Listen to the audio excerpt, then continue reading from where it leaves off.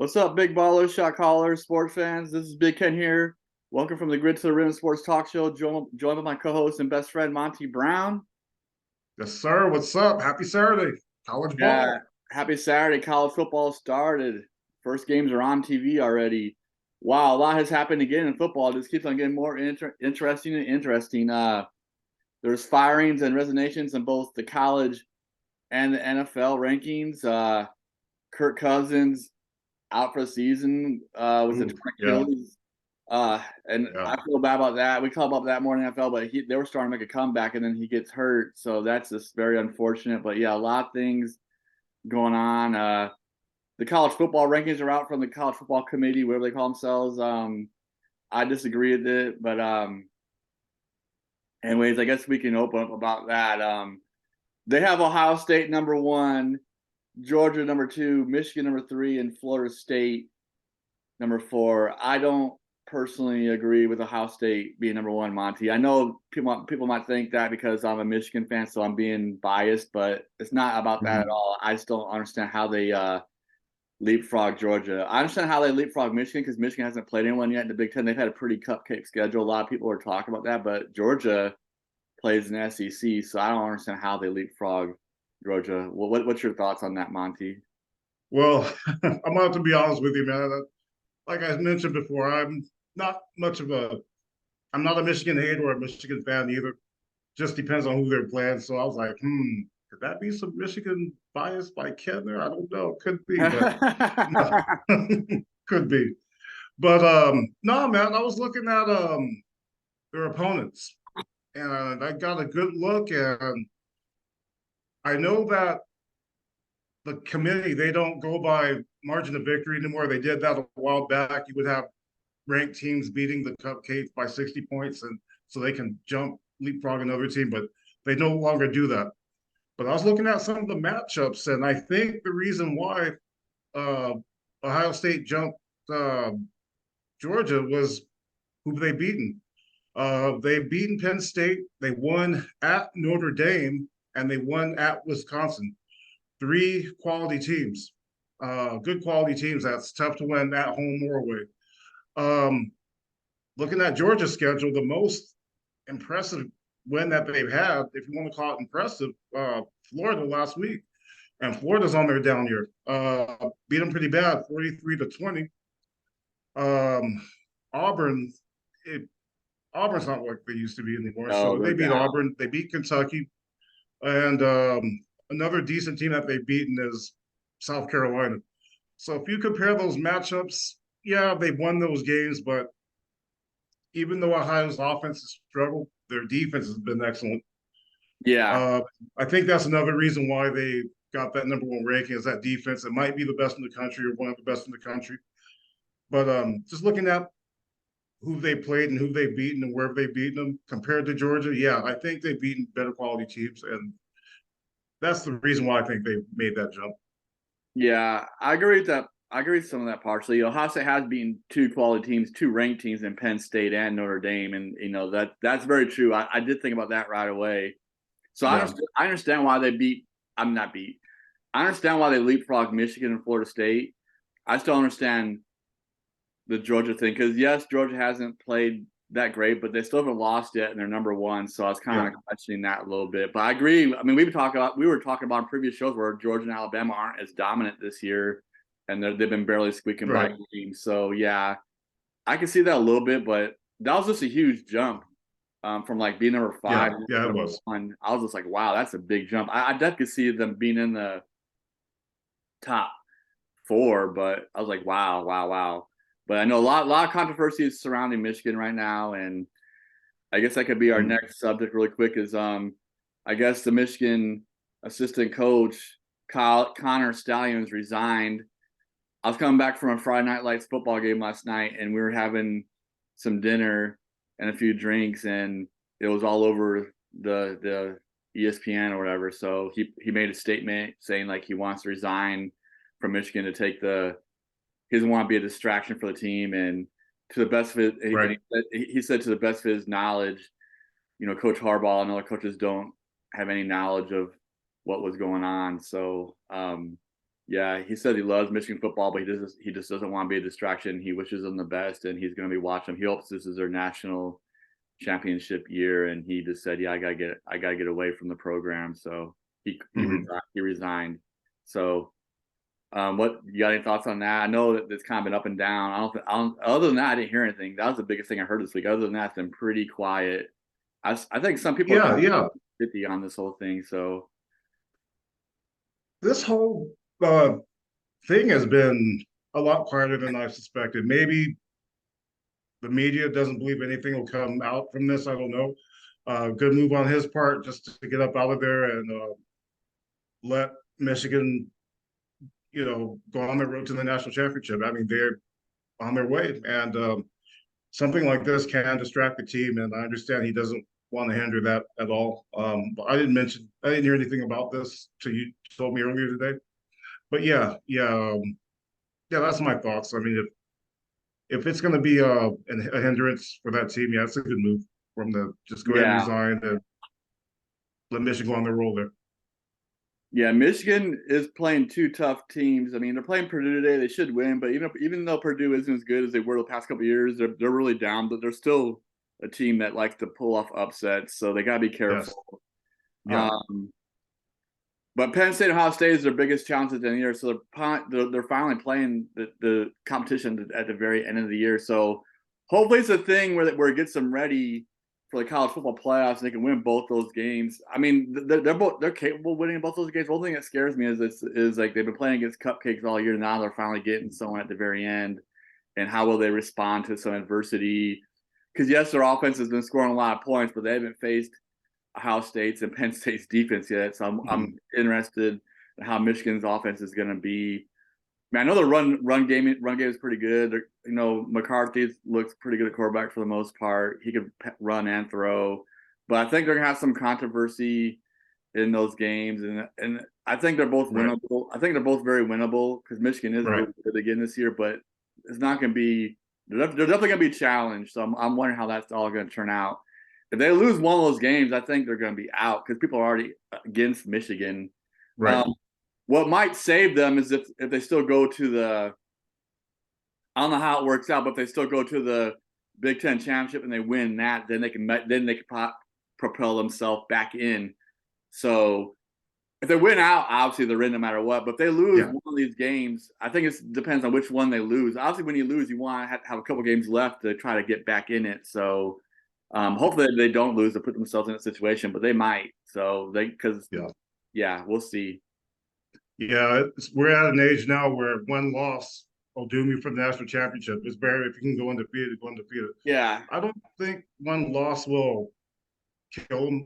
Depends on who they lose to. If they lose to Purdue today, which they won't, I mean, yeah, they're done. But if they lose to a ranked team like Ohio State, that won't hurt them. I mean, I don't think they will, but yeah, it's best to just go undefeated, and that way they don't have to worry about it. They're automatically in there. yeah. If they do lose to Ohio State, they may or may not be in the Big Ten championship game because I don't think Ohio State is still undefeated, so they would actually be in the Big Right. Ten championship game if they continue to win their games. If both these teams come in undefeated going into that game, so I just don't know how that would look with the college football committee. But say Ohio State loses in the Big Ten championship game, they get upset, then maybe Michigan's back in and Ohio State's out. I don't know. There's a lot of weird things that could happen in the Big Yes. Ten. So Yes. so it's interesting. All right. Some big matchups today in college football. We got number 14 LSU at number 8 Alabama. What do you think about that game, Monty? Ooh, that's the big game tonight, isn't it? Yeah. Man, and they're playing at Tuscaloosa. Ooh, man, that's always a big rival. It's always a big game. Um, man, Alabama's defense is on point. They're on point, They man. are. Man, that's why I'm going to pick them to win this game. It's tough to beat Alabama at home to begin with, and with that defense, man, I know LSU has that explosive offense, and I love watching their offense play. But I expect a good, high scoring, even though Alabama has that defense, it's a rival, back and Yeah. forth, 34-31 shootout. But yeah, I'm gotta go with Alabama. Yeah, I'm going with Alabama too. I want LSU to win in my heart. I love it when Alabama loses, but I think they will win. Alabama's offense isn't quite clicking like they have been before. That's been their weakness, but their defense is really good. LSU's problem is their defense. We saw that they got tore up against Florida State in week 1. Granted, that was a long time ago, and we're in like I think college football is like in week 10 now, so it's been over 2 months. But still, LSU has given up a lot of points in other games throughout this year too. They've won some like shootouts, like you said, where they're just holding on, like they're just outscoring these teams. So their defense is not good for some reason, and usually that's not the case. But that's weird. The next game that I'm watching now is number 23 K-State at number 7 Texas. Texas is up 7-0 right now, so hopefully I think Texas will hold on and win that one. But Texas hasn't been playing good after the Oklahoma loss. They barely beat Houston, and there was another game they had where they just barely won. So they kind of need to bounce back. I think the Oklahoma loss deflated them a little bit, but they still got a chance to get into the top 4 if they win out and one of these top 4 teams loses. So they're right there at number 7 to possibly jump in. Wow, when's the last time we heard both Kansas teams doing well? K-State's ranked. Kansas beat Oklahoma last week, and at one time both of those teams were doormats. Man, it's crazy how that things change. But no, I got Texas to win this game. Kansas State has that wide open offense, which they've always had. But Texas after that loss, I think they'll bounce back. I think they'll see Oklahoma again in that Big 12 championship for the title there, and they'll win that one. But no, I got Texas to roll the rest of the season. Right on. So do I.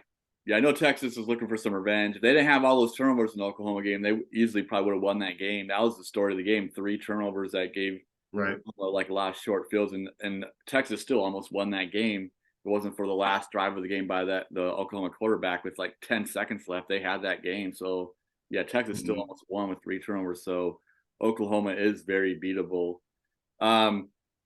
Number 1, Georgia at number 14, Missouri. Mizzou, Jack's team, our boy Jack, they've been the big surprise in the SEC this year. Jack is from Mexico City, Missouri. He always mentions that. So I've seen that road sign. How about that?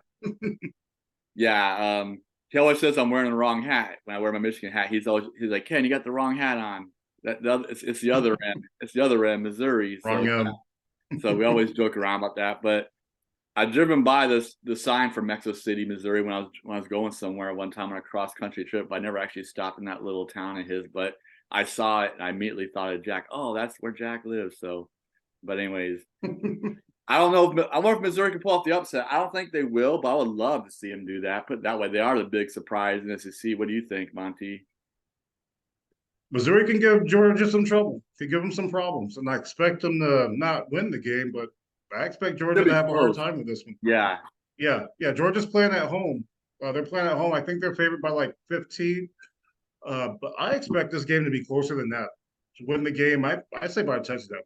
But yeah, I have Georgia winning, just not by much. Well, I thought it was at Missouri for some reason. I must have read that wrong. Okay. Yeah, I guess so. Okay. Yeah, that definitely helps Georgia a lot. But we know Georgia's been struggling, like we said. But the one week we talked about them struggling, they just pummeled Kentucky when Kentucky was ranked like 20th, and now Kentucky's completely fallen off the map after that. That loss has completely set their selves back. I mean, I thought that game would be closer, but now I guess Georgia's way better. That was the best games Georgia's had, and the Florida game, like you said. Those are 2 blowout wins. Other games they've been squeaking by, but they had 2 blowout wins, Kentucky and Florida. So, yeah. All right. Yeah, I hope Jacko, if Missouri upsets Georgia, I would love every second of it. I don't think they will. I would love it, Jack. So hopefully your Mizzou Tigers pull off an upset there. It'll be good to see. It'll be really good to see. It'll be great for college football. It'll be great for Mizzou because, man, that's going to go freaking nuts. All right, let's move on to the NFL. Oh, my God. So many things going on in the NFL, like open up the show. Davante Adams. Let's talk about Davante Adams and the Raiders. Josh McDaniels is fired. I think the general manager got fired too, but I know Josh McDaniels definitely got fired. Davante Adams has been upset, frustrated the whole entire season, especially like the last 3 or 4 weeks. I think the last 4 games he's only caught 14 catches. And in the game last week, he only had 1 catch for like 11 yards out of 7 targets. He was like not freaking happy, which I could completely understand. So Man, and I like Jimmy G. Jimmy G's been a good quarterback. He's had a good history of winning games. He's yeah, taken the 49ers to the Super Bowl and like 2 or 3 NFC Championship games when he's healthy. He is a little bit right. injury prone, but when he's healthy, man, that guy is. He does do some weird things every once in a while where people question him, but overall, the dude wins games, man. He's had success. Yeah.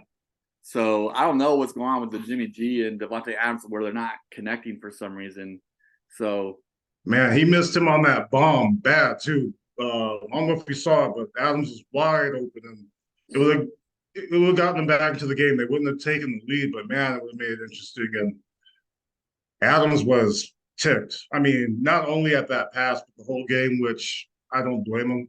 Like I mentioned to you before, receivers get that bad rap sometimes. Sometimes yeah, well deserved, being divas, being crybabies, complaining too much. But nah, I don't blame Adams at all. I mean, he's best receiver in the league, or you can argue he's the best receiver in the league. And one catch? Are you kidding? Come on now. You got to yeah, find a way to get that man the ball. yeah. 7 targets. That's bad. It was like a 14% Yeah. ratio or something. That was like the worst Adams has ever had or something. I was just reading that Yeah. before the show. I'm like, my goodness. Yeah, Yeah. you're right about saying I didn't see that pass. Well, I saw on Sports Center. I wasn't seeing the game. I don't know what I was doing, but I didn't see the game. Mhm. Yeah, you're right though. Receivers do have a reputation sometimes, like you said, sometimes it is well deserved because they do some. Sometimes they can be very disruptive for the team and be a cancer for their team. But in this situation though, I think Davante Adams is not being a cancer. He has every right to be upset because like they're not clicking, and Yeah. he left Green Bay to try to put the Raiders on the map, and they just have kind of laid an egg since he's been there. So I'm sure he's frustrated about that too because he was with Aaron Rodgers where they had went to 3 NFC Championship games in a row, but they couldn't get over the hump. Aaron Rodgers, I think, had lost like 3 NFC Championship games in a row before he went to the Jets. And of course, we know what happened to him in 4 games into the season. He got hurt. So, but yeah, he was expected to do something with the Raiders. This Josh McDaniels guy, I don't know why he can't be a head coach. He's a good number 2 guy, but No. he had a chance several years ago with the Denver Broncos. He sucked. He did a little bit better this time. I thought, like last year, I thought he was a little bit better. I thought this year would be a breakout year for him and the Raiders, and they just have tanked so far. So he's just not head coach material, in my opinion. He's a Oh, good number 2 guy. He's not number 1 guy. He's no. not. He's like Scottie Pippen and Jordan. Jordan's number 1 guy. Scottie Pippen's number 2, man. Some guys Yeah. just can't be number 1, man. And that's how I see Josh McDaniels. A much, much better offensive coordinator. And how many times have we seen this? I mean, he's not the only one. Wade Phillips, maybe you can argue the best defensive coordinator in football. I mean, he's not coaching now, but not a very good head coach. Norv Turner, very good offensive coordinator, wasn't a very good head coach. It just happens. This guy's an excellent offensive coordinator, but terrible head coach. I mean, we've seen it twice already, 2 teams, and hopefully he can find a home as an offensive coordinator somewhere in the NFL. But no, I don't want to see him coaching another team, head coaching. And yeah, I know the Raiders aren't that good, but they do have a good quality quarterback, very good running back, one of the best receivers in the league. And you're an offensive mind. You should be able to at least have a Yeah. decent offense. Yeah, Have a they decent should. I don't offense know why eventually. they're struggling. And they got a good defense too. They got Max Crosby on the other side of football. He's a Yeah, freaking beast. He's that game's motivated he's motivated every game, man. That dude yeah, that's one of the most motivated guys I've seen. That guy's got some serious motivation, man. right, right. I think it's from his life struggles where he just knows where he came from and he just knows it could all end in one play and he plays hard, man. So I like that guy. I like his story too. I think he's recovering like a drug addict or something. So he knows where he came from and where he is now, and he doesn't ever want to go back to that. So I like stories like that. That guy fires off the ball every single play. He never takes a play off. He's pretty impressive. Mhm. Let's get into Kirk Cousins, man. Oh, Minnesota, that's the unfortunate. poor Minnesota Vikings. They were 1-3. Hmm.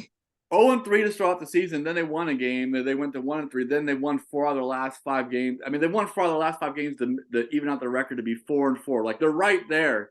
And then he tore his Achilles. I don't know if it was in the first half or second half. I don't know. 'Cause I didn't Oh, see the game, but man. I just feel so bad for Kirk Cousins, man, because there's been so much surrounding him, like we've talked about on numerous shows, where he doesn't win big games, and he has won a couple big games lately, Yes. and he's been bringing them back, and then this happens. Like I Yeah, felt like if he would have stayed in the rest of the season, they were going to get. I actually can't say 100% for sure, but I would likely to believe that if he stayed in the rest of the year, he would get them into the playoffs if he was healthy. So I just feel so man. Yeah, bad for him, man. I feel so bad for him. I hope he could come back. I hope this isn't it. I hope this is not it for him, where he can come back and still have a couple of years left and do something in the league and get some more playoff wins under his belt. Hopefully, even get a Super Bowl, but definitely at least get a couple more playoff wins under his belt. He's only got one playoff win. That's the kind of very surprising thing about Kirk Cousins is he's hardly been in the playoffs. yeah, that was something. That's bad, man. A week after beating the 49ers in front of everybody, national TV, which he's been criticized for not winning big games on national TV, and you don't get any bigger than that. Beating the 49ers, that 49er team, and then beating your biggest rival the next week, or on your way to beating the biggest rival before he got hurt. And yeah, that's unfortunate. He's a good guy, a decent quarterback. Team was starting to roll, man. The team was starting to roll, And they're and doing it without their number one hopefully that. receiver. Yeah, That's what was yes, most impressive. yeah, But the yeah. other Addison, receiver, Addison has really stepped up. The rookie from USC, he's been a big help, especially against the excellent. 49ers. He stepped up because Jefferson got hurt. I can't remember what happened to him. He got hurt like in week 3 or 4, so he's already missed like at least 2 or 3 games. So Yeah, I'm not sure when he's coming back. It might be this week or the week after. I'm not 100% sure on that. If yeah, anybody out there knows, let us know. I'm not sure, but yeah, man, he was rolling. He was rolling. he was Two of rolling his without biggest wins, Justin man. Jefferson, arguably one of the, like right behind Davante Adams, probably number 1, number 2 receivers in the league. I mean, both those guys are really good. Yes. So yeah, that's just insane. Um, I wasn't able to see the game, but we can talk about our Cowboys real quick before we get into some picks for this week. But the Cowboys blew out the Rams. Only thing that scared me was when they gave up back-to-back touchdowns, one to end the half, and then the Rams got the ball back and they made it a 2-score game. That because they got the 2-point conversion to make it 33-17. Because I know it was 33-9 at halftime. Yeah. But then they got the 2-point conversion to make it 33-17 in the opening drive of the second half. Like that's the only time I got a little bit, I won't say scared, but I got nervous. Like, man, they're like they're one mistake away from this being a 1-score game, possibly, and then it's really going to put the pressure on Dak Prescott and the Cowboys. So I was glad on the following drive that the Cowboys didn't get a touchdown. They got a field goal, ate up like 8 minutes of clock to go back up 36-17, which was huge because they're up by 3 scores again. And they pretty much just ran out the third quarter. So that part was good. So, but I was a little bit nervous when they let them get those back-to-backs. So I didn't see that game. You said you watched it on replay. So Yeah. I was working that day. I was trying to keep up with the score, but I'm able to catch it when I got home. I recorded the game, and yeah, they look good in all phases except for that first 5 minutes. Offensive line gave up 2 sacks. Tyron Smith was out, and they had some other guy I've never heard of, and he gave up a sack right away. But after that, they made some adjustments, and let's give the coach credit for that because he normally doesn't make adjustments, and they fixed that problem. And good. man, offense was rolling, man. They were scoring in the red zone finally. Man, special teams was excellent, and yeah, defense. Man, Parsons had a sack. Glenn had a pick 6. So yeah, they look good in all phases, and we know who's coming up this week. They're going to need that. Yeah, they are going to need that because they have a tough road ahead. We know that they're facing the Eagles tomorrow, so we can talk about that on our picks. But yeah, they have one of the toughest schedules remaining in the NFL. Yeah. They have a tough schedule. They need these wins, and they got them. That's what I was happy about too. Is like we had to win these games before the schedule got really hard in the second half of the season. Real quick, I was watching the Seahawks Browns games last week too. Obviously since they're playing up here in Seahawks country, but yeah, Seahawks they squeaked out a close one against the Browns. Browns had the game won. I mean, Seahawks looked good in the first half, but they looked horrible in the second half, which has happened a couple times this year. But the Browns backup quarterback threw a interception. I think it got tipped and someone picked it off. Or actually hit off Davante Adams' head. He actually jumped in the air, hit off his freaking head, and went flying in the air, and a Seattle Seahawks defensive back got underneath it. And then Oh wow. Then yeah, it was a crazy play. And then Oh, no, I said Davante Adams. I meant Jamal Adams. Like, there's Yeah, a yeah, no, yeah, yeah, yeah.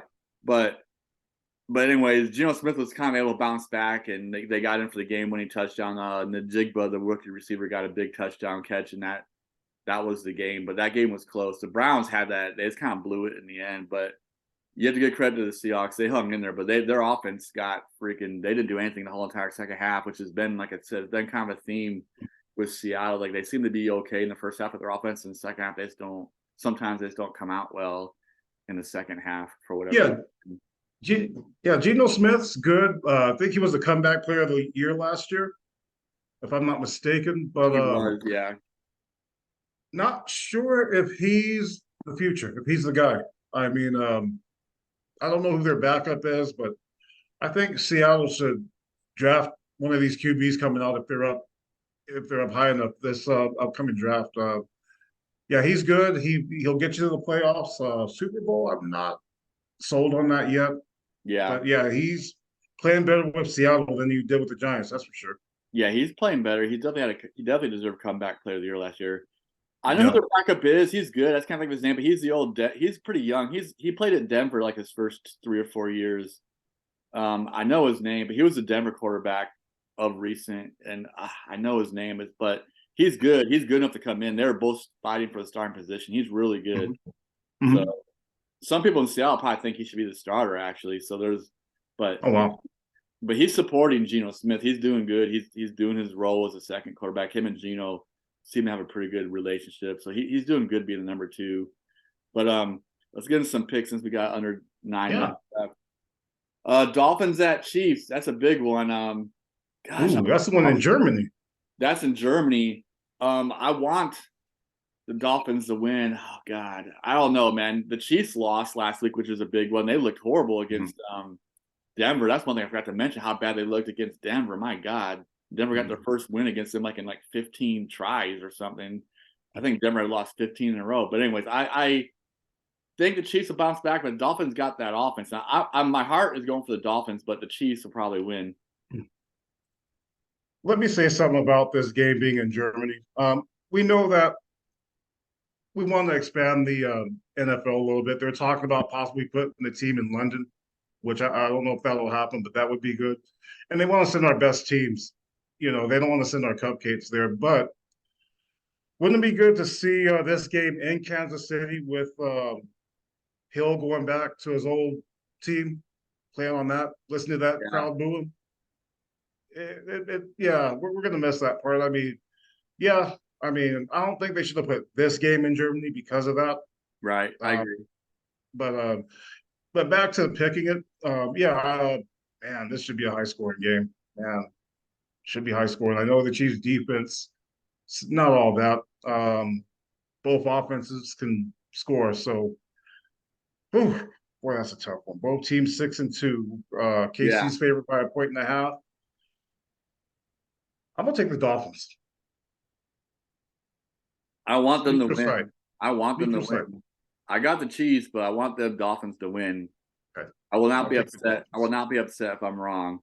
Next Right. one, Vikings at the Falcons. That's a hard one because Kirk Cousins is out. If Kirk Cousins was playing, I would definitely say Vikings. I don't know who the backup quarterback is for Vikings. And like I said, like we said numerous times, Falcons are so weird with how they play. Yeah.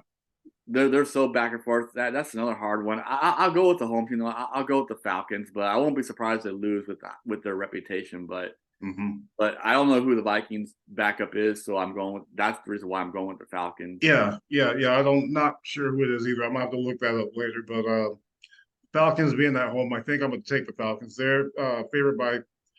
You're automatically given 3 points anyway, and they're favored by 3.5. So I'm gonna go ahead and take the Falcons to win at home. Bears at Saints. I got Saints. It looks like the Saints offense finally got figured out last week. Derek Carr and company had a pretty good week last week. Bears backup. The D2 guy is playing well, but they just don't have enough yet, man. So I got the Saints easily in this one. It is an NFL, you never know, but I think the Saints got this one. Man, I was looking at all these games here, and they're all tough picks, all of them. Yeah, they are. This might be the easiest one. So yeah, I'm taking the Saints. I agree. Rams at Packers. Oh, Jordan Love got off to a good start, but now they've dropped a couple in a row. He's been a big comeback guy though. He seems to play a lot better in the second half than he does in the first half. The Packers have a tendency this year to get down big in the first half, then they come storming back in the second, and they just fall. They always fall like this, like a little bit short because they get down by like a little bit too much. But I like Jordan Love. It's like I said many times, the Green Bay fans, let's hold on. I think he's gonna be okay. This year isn't gonna be his year, but just let him get his kinks out this year, But I think the Rams will bounce back. They got Matthew Stafford and they got their receivers, Nakua and Cooper Kupp. I think the Rams will win in Green Bay. Yeah. Cooper comes back. Defense outside of Aaron Donald, I don't know who else is on that defense, but after that slacking that Dallas gave him last week, I expect him to win that game at Green Bay. I expect him to bounce back as well. Commanders at Patriots. This is a hard one. Patriots did finally get a big win last week. They upset Buffalo. Commanders are like back and forth also, but they've lost a lot of close games. Commanders seem to lose a lot of close games. They've a lot of one-score losses this year. Gosh, you know what? I'm gonna go with Commanders. Even though Patriots are playing better, Commanders might finally pull one out. They might finally pull one off and get one of these close wins, man. Yeah, this is a tough one. Man, got Bill Belichick. Oh gosh, that's tough. Got Elliott on the Patriots, who knows this Commanders team well. He sees them twice a year. He saw them twice a year. So yeah. Oh man, I'm gonna go with the Patriots at home. Going back and forth on this one. This could be a pick for all I know, but man, reluctantly, but I'm gonna go with the Patriots. Okay. Yeah, that's a hard one. That's one of the hardest ones I saw this week. Seahawks at Ravens. That should be a good game. But I got Ravens because we saw what the Ravens did to Detroit Lions. Just blew them out. I don't know if they'll blow them out the same way, but I expected that game to be much closer. We both had the Ravens win, but we thought Detroit would give them a game, but that ended up being a blowout. So I got the Ravens. Lamar Jackson and company. They're playing some really good ball right now. So I definitely got the Ravens at home. Watch out. This could be a trap game for the Ravens. This could be an upset. Seattle could win this game. I'm not going to pick them. I'm picking the Ravens, but man, the Ravens do this every year. That one game that you're sure they're going to win, and they end up losing. And this could be a trap game. But no, I'm still going with the Ravens at home. Bucs at Texans. That's another hard one. The Bucs got off to a good start, but they've kind of like they've lost a couple games in a row. Texans, the rookie quarterback CJ Stroud's playing pretty darn good. I mean, I'm surprised they're 3-4. I mean, they're playing. Texans are way better than they were last year. Can the Bucs bounce back? Because they almost did beat KC. I mean, they had that chance for the Hail Mary at the end. Oh, they should have won that game. They should have won that game. If the guy would turn around at the right time, he would have caught that ball. He was facing the wrong way. Yeah. It was right there for him to catch. Yeah, that's a hard one, man. That's jeez. I'll go with Bucs, I guess. I don't know. I mean, Texans are playing better, but I don't think they're quite there. I think the Bucs will bounce back, man. We'll see. Yeah, I expected the Houston to win only 2 games this year. I mean, they're rebuilding, but man, they're a lot, like you mentioned, a lot better than I expected. A lot better. So, no, I'm going to take Houston to win this game. Okay. Cardinals at Browns. I got the Browns all the way. I think they'll bounce back after the loss to the Seahawks. So yeah, I got the Browns all the way. Yeah, Deshaun Watson's coming back, and I think Kyler Murray's coming back, if I'm not mistaken. I know Dobbs was traded. I think wasn't he traded to Minnesota? Yeah, he was. I think that's he was. I think that is their backup quarterback. You're right. That's right. That's man, but I expect Kyler Murray to be rusty. He hasn't played in, who knows how long. So, man, that's going to be a tough one still. That's going to be a tough one still. Boy. Let me go with the Cardinals. Okay. Let's talk about Cowboys. Let's talk about Cowboys. Okay. Let's talk about Cowboys and Eagles real quick. We got like a minute left. Obviously, we always pick our Cowboys. That's going to be a tough game, but the problem with the Cowboys is they haven't beat anyone good yet this year. It seems like when they play good teams, they lose. So hopefully the Cowboys can finally prove to everyone that they can beat a good team. Dak normally plays well against Philadelphia. He does. He When has they in his lost to him career. last year, he wasn't playing. But when they beat him last year, Jalen Hurts wasn't playing either. So we'll Right. see how that Very works out. interesting. I believe he's 8-3 overall against them. And we're going to need every bit of that from that offense. They're going to need to open it up like they did. Need every weapon. Need CeeDee Lamb to go off. We need Yeah. Brandon He had a great Cooks. week last week. He went off last Yes, week. yes. Need all of them. Need an offensive line to block for sure. Because Yes. Philly's defensive line is no joke. One of the best, if not the best. Yes. So, All right. I want to talk about Bills and Bengals, but we have no time. That's a big game because of the Sunday football and of course the Damar Hamlin situation. mhm. But this show is about to end any second. But Bills at Bengals, hopefully